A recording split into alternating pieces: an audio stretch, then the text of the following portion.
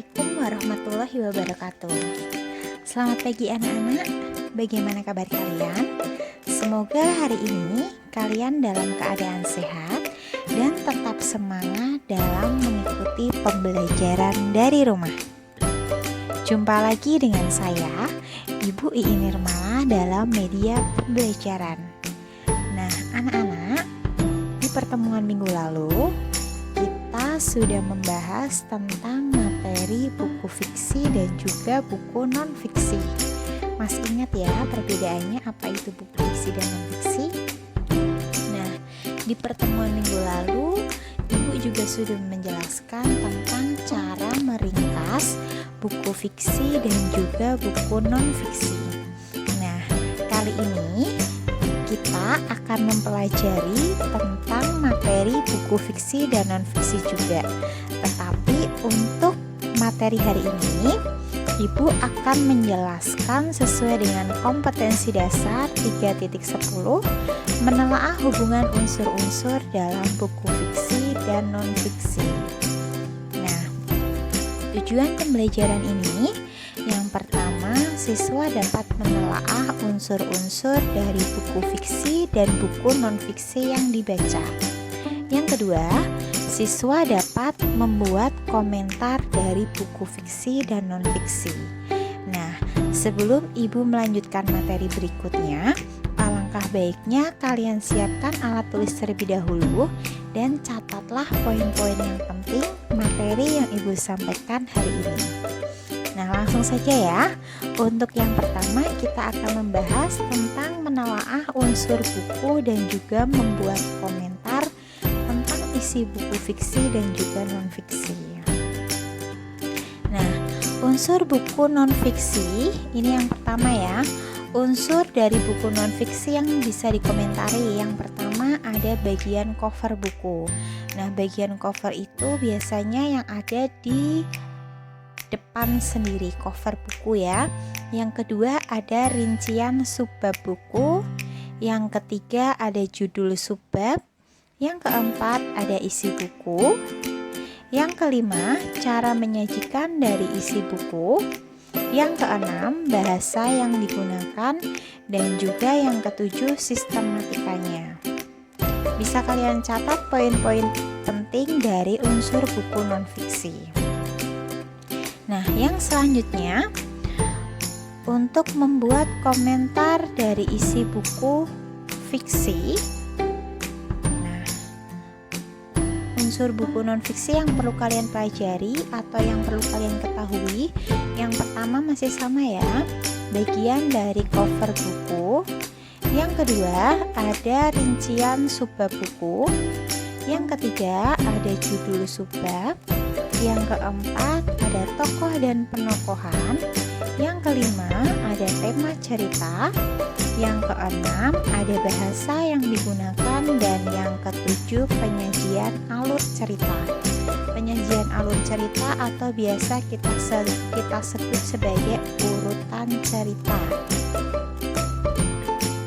Nah, selanjutnya untuk menelaah unsur buku dan juga membuat komentar dari isi buku.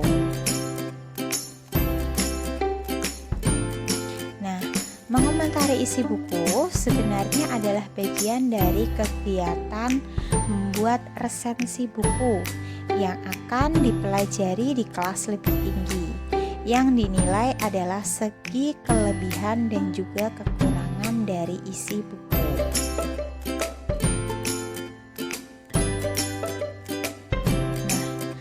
Selanjutnya untuk langkah yang dapat kita lakukan dalam menilai isi buku fiksi. Isi buku non-fiksi ya. Bisa kalian lihat pada layar HP kalian. Nah, ini untuk yang pertama buku non-fiksi ya. Setelah kita membaca, setelah kita mempelajari dari isi buku tersebut, kemudian kalian bisa menjawab pertanyaan berikut ini ya. Nah, untuk membuat komentar atau menilai dari isi buku yang perlu kalian ketahui, yang pertama, apa judul dan tema dari buku tersebut. Nah, yang kedua, apa bidang ilmu yang dibahas dalam buku. Yang ketiga, apa garis besar isi buku, apa isi tiap babnya.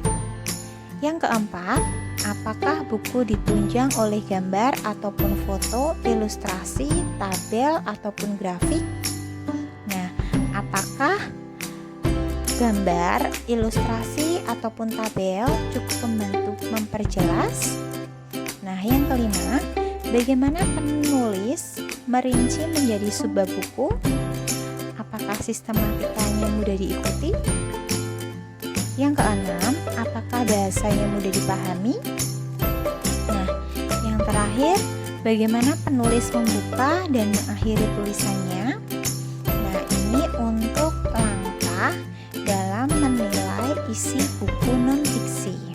Nah, yang selanjutnya untuk buku, mohon maaf, yang barusan non-fiksi ya. Nah, yang sekarang untuk buku fiksi atau buku yang di dalamnya menceritakan kejadian khayalan yang bersifat khayalan ya, atau tidak sebenarnya. Nah, untuk langkah yang dapat dinilai dari buku fiksi adalah dengan membaca buku yang telah dinilai. Nah, misalnya setelah kalian membaca novel ataupun cerpen yang sudah kalian pelajari, kalian baca sebelumnya. Nah, kemudian kalian perlu jawab pertanyaan di bawah ini. Nah, yang pertama, bagaimana judul dan tema dikembangkan? Apakah ada keunikan? Nah, yang kedua, bagaimana pengarang mengembangkan latar cerita? Nah, latar di sini bisa disebut latar tempat, waktu, dan juga suasana. Yang ketiga, bagaimana pengarang mengembangkan tokoh dan juga watak tokoh. Yang keempat, bagaimana pilihan kata yang digunakan pengarang. Yang kelima, apakah kalimat-kalimatnya memiliki keunikan dan kekuatan untuk membangun cerita. Nah, yang keenam, tokoh mana yang paling kamu sukai dan mengapa kamu menyukai tokoh tersebut. Nah, setelah kalian membaca atau bahkan mengetahui tentang isi dari buku fiksi dan juga non-fiksi, kalian perlu mengamati contoh atau perlu memberikan komentar tentang buku fiksi dan juga non-fiksi. Nah, coba Ibu di sini memiliki contoh ya. Bisa kalian lihat pada layar HP kalian. Nah, ini untuk membuat komentar dari isi buku fiksi dan juga non-fiksi. Yang pertama, Ibu memiliki contoh tentang kalimat pujian dari isi buku. Nah, contohnya, buku ini wujud kepedulian penulis untuk mempromosikan keindahan alam Indonesia. Berarti ini memberikan pujian terhadap isi buku yang di dalamnya menginformasikan atau memberikan wawasan tentang keindahan alam Indonesia. Nah, yang kedua, membaca buku ini seakan berpetualang ke seluruh wilayah Indonesia yang indah.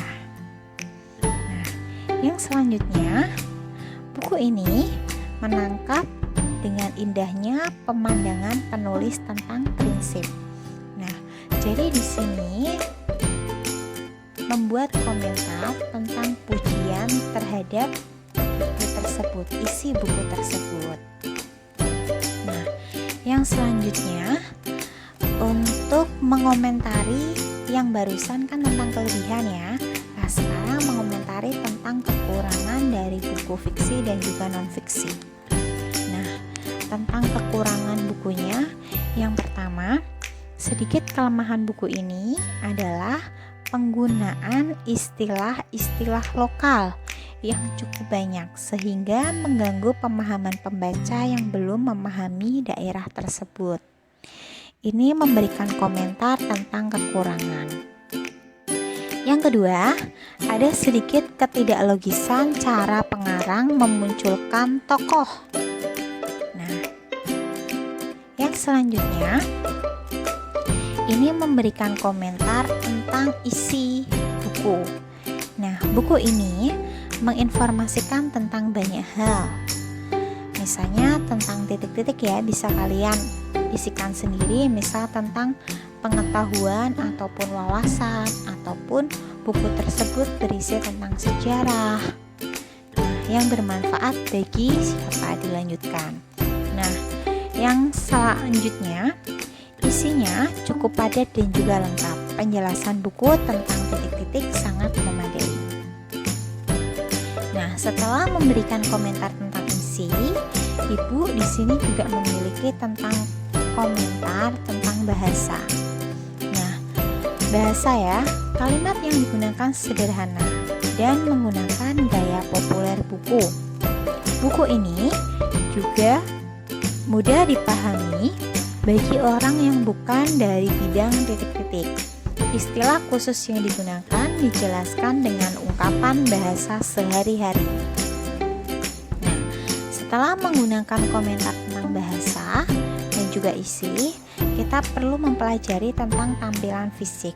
Nah, tampilan fisik di sini yang perlu kita komentari bisa di bagian covernya. Contoh tentang gambar dan ilustrasi menyempurnakan pemahaman pembaca akan isi buku. Nah, setelah itu warna yang dipilih terkesan ramai dan mengganggu. Misalnya itu tentang tampilan fisiknya yang kurang sesuai. Berarti ini menjelaskan tentang kekurangan dari cover. Nah, selanjutnya untuk bagian identitas buku ya. Jadi anak-anak, sebelum kita membaca atau mengetahui isi buku fiksi, baik non fiksi dan juga buku fiksi, yang perlu kita pelajari adalah kita harus mengetahui identitas dari buku. Nah, identitas buku bisa kalian lihat di bagian cover, atau lebih jelasnya lagi kalian buka di halaman kedua ataupun pertama dari cover ya. Nah, identitas buku bisa mencangkup yang pertama ada judul buku. Judul buku bisa dituliskan ya, judul bukunya apa. Misalnya Tenun Biru. Yang kedua, nama pengarang. Nama pengarangnya Ugi Agustono J. Nah, yang selanjutnya ada nama penerbit. Penerbitnya dari Nuansa Cendekia. Nah, kemudian ada alamat penerbit. Ini hanya untuk melengkapi saja ya, tidak harus semuanya tertuliskan. Alamat penerbit bisa ada di Kompleks Sekup Baru nomor 23 Ujung Berwu. Nah, yang selanjutnya ada kota penerbit. Kota penerbitnya ada di Bandung. Judul halaman, total dari keseluruhan halaman ada 362 halaman. Kemudian ada ukuran dan cetakan yang pertama.